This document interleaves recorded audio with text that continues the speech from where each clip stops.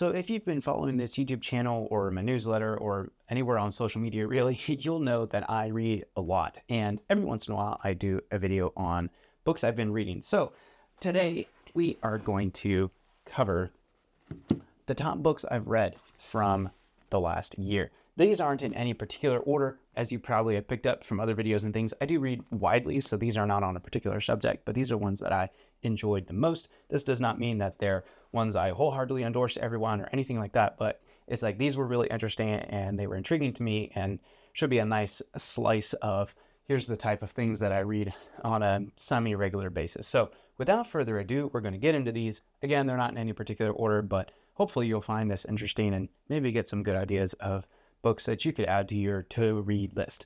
So here we go. This one is Elon Musk by Walter Isaacson. Walter Isaacson's one of the most, I don't know what you would even say, celebrated or well-known biographers of this generation. Just a really, really good writer.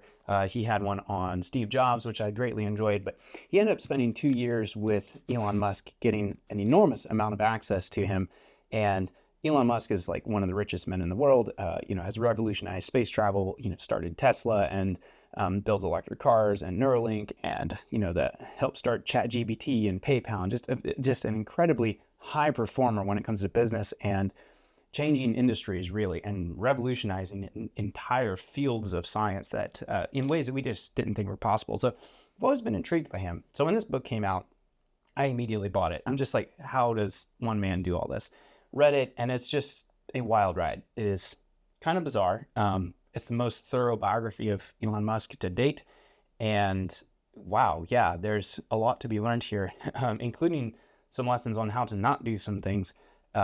He definitely has issues and challenges and some things that are not great in his life. But at the same time, there's also a lot to learn about starting things, running things, and the way he has really influenced the world. So yeah, give this a read. It's a pretty big chunky book, but wow, it was riveting. Honestly, it was a real page turner. And if you're into biography, this is a good one. Can recommend. So the next one is Feel Good Productivity by Ali Abdaal. Ali Abdaal, wow, I started following him years ago, I would say, and he's since become the most followed productivity expert on the internet or something crazy like that. This is his first book, just came out a couple months ago. And it's actually really good. The whole productivity world space can get a little redundant or almost scammy, like do these 3 simple things and it'll completely change your life and make you way more productive, blah, blah, blah. This book is not that. And that's why I really liked it.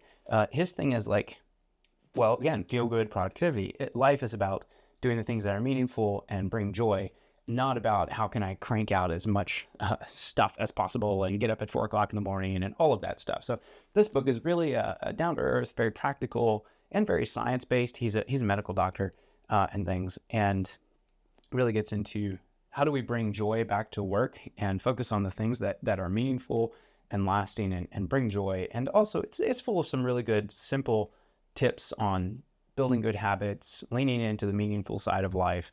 Yeah, I really recommend this. This book surprised me. I didn't actually think I would like it as much as I did, but yeah, absolutely can recommend. Check that out. So another one, as you can see, I got a lot of flags on marks on this one, but this is Endurance, Shackleton's Incredible Voyage by Alfred Lansing.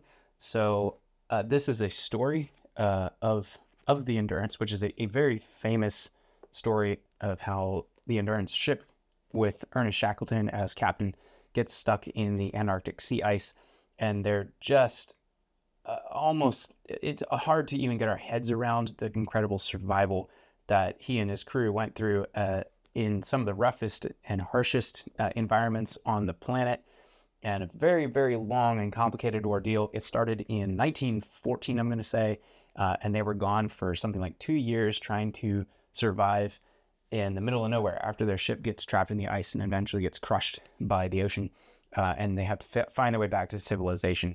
So this is an absolute classic. It came out in the 50s. It's still in print today, and it's just mind-bending. It's hard to believe that all of this happens, that humans can't, hence the title, endure such incredibly harsh circumstances and survive and come out the other side. So I actually reread this. I've read it multiple times, but reread it for a class I teach at one of our trainings on leadership. and caring for your team and bringing your team through hard situations. So this is actually one of the textbooks I use. And yeah, it's wow, there's so many lessons to be learned from this one. This one is maybe on a bit of a different topic. Well, all of these kind of vary a lot, but this is another one from Cal Newport. I really enjoy his work. I've read basically everything he's written, but this one I think is his best. This feels like kind of the culmination of his other works down into one book. A World Without Email, Rethinking Work in an Age of Communication Overload. So I work remote. A lot of my stuff is in what you would be like the knowledge management space, I guess you could say. A lot of writing, reading, remote meetings, things like that, helping run 2 nonprofits and so forth. And the challenge there is you can just have absolutely overloaded in the digital world with so many Slack messages and emails and just all this stuff. So this is his almost like a textbook look at how to do work well and how do we think about productivity, like in the actual like dictionary definition of the word, like the classic sense of producing something, and what the optimal workflows are for teams and individuals to be able to do their work without just getting completely overloaded by all the emails and messages and meetings and all of that stuff, but actually get the work done and do it in a way that's sustainable and healthy for us, for our brains. We're not really designed to sit in front of computers all day on Zoom calls, is essentially his point in this book. So it's a lot of psychology. He's a computer scientist, and so more has a lot of academic rooting in this, but also a lot of practical tips too on how to do this well. So I do recommend it. This is, if you're not in that world as much, this may be a bit of a dry read, but not as much your thing. But yeah, this was a huge influence on me actually in the last year, and changed a lot of things about some of the workflows and how I go about organizing my digital life. So yes, this is A World Without Email by Cal Newport. I highly recommend it. And this one is kind of a classic. So Into Thin Air by John, I don't even know how to pronounce his last name, but this is about the disaster on Mount Everest. So it's a story, but there was a major disaster, and I believe it was 96 on Mount Everest. And I read this because, again, we have these trainings where we teach about leadership and teamwork and things like that for nonprofit workers. And there's a lot of lessons in this book of failures on the team and building in margin into, how you plan projects and operations, and how in the end you had all these climbers caught towards the top of the mountain in a bad snowstorm that blew in, and how they weren't able to get them down because of a lot of mistakes and failures that were made along the way. And it's really tragic. It's the worst disaster in history of climbing Mount Everest, which climbing Mount Everest is quite dangerous. So that really says a lot if it's the worst. And it's very well written. It's very sad, and a lot of harsh lessons to be learned about taking care of your team and so forth. So if you're just looking for a good story, a good true story that's also kind of sad, this one's a great one. It's a classic, came out in the 90s, still in print, and yeah, highly recommend it.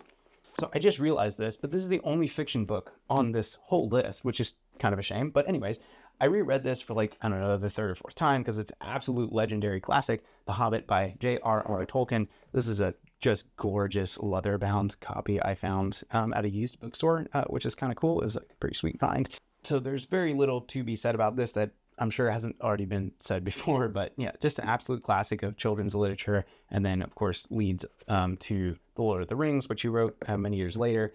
And that has obviously fundamentally changed literature in the English world ever since. So yeah, I can't overemphasize the influence that it has, but it's just a fun read. It's a good one to revisit, and it's very influential, quite interesting. He's obviously a very, very good writer, and I really love the works of Tolkien. So good stuff there. It's good to revisit that. It had been a while since I had read it. And the last one on the list, again, these aren't in any particular order. It's just the way it came out, I suppose. Essentialism by Greg McKeown. So this guy, wow, his work is quite interesting. It's a very easy read, and as you read it, it's not like anything earth-shattering necessarily. It's kind of stuff I'd heard before, but the way it's portrayed and outlined in this book really resonated with me and was exactly what I needed. This really helped me as I was getting pretty overwhelmed with life and work and just everything. And his big piece is, well, really the title, Essentialism. What are the most essential things for your, take whatever it is, your work, your life, whatever area you're working in, and boil it down to, okay, what is the most important pieces? And then focus on that. It's very, very easy to get distracted with all the little other things out there that are chewing into my schedule and asking for my time. And there's some really helpful frameworks, and actually the questions in here are probably the most helpful for me is like really going through my responsibilities and asking hard questions about them. Like, okay, why am I stretched too thin here and here and here? Like, why is that? Why is my schedule constantly getting, just chipped away at in ways that I don't really like? And what are the most important things I can be doing with my time, the most meaningful uses of my time? And it was just really clarifying for me.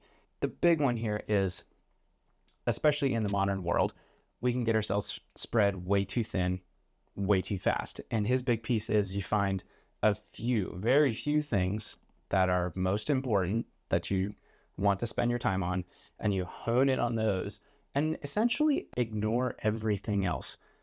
And don't let yourself get pulled off task or distracted by all these other things. It's really this concept. I think I've talked about this a lot, probably in my newsletter and other things. You have so many good opportunities out there, but you don't want the good opportunities to eat away all your time and resources and energy and focus and all of that.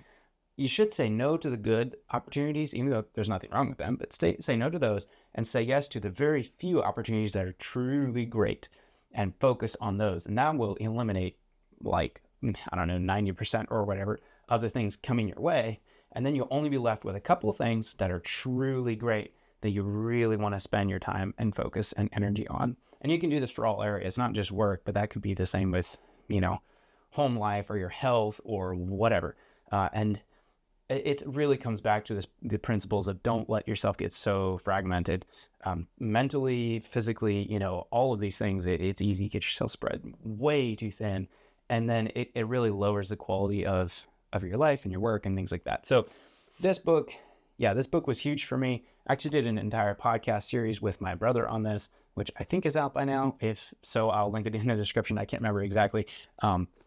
But yeah, I'll probably actually be reading this again soon. So yeah, it's a very simple read. It's not super complicated. It's a pretty short one. But yeah, you can't go wrong with this one. So those are the best books, in my opinion, from the last year that I've read.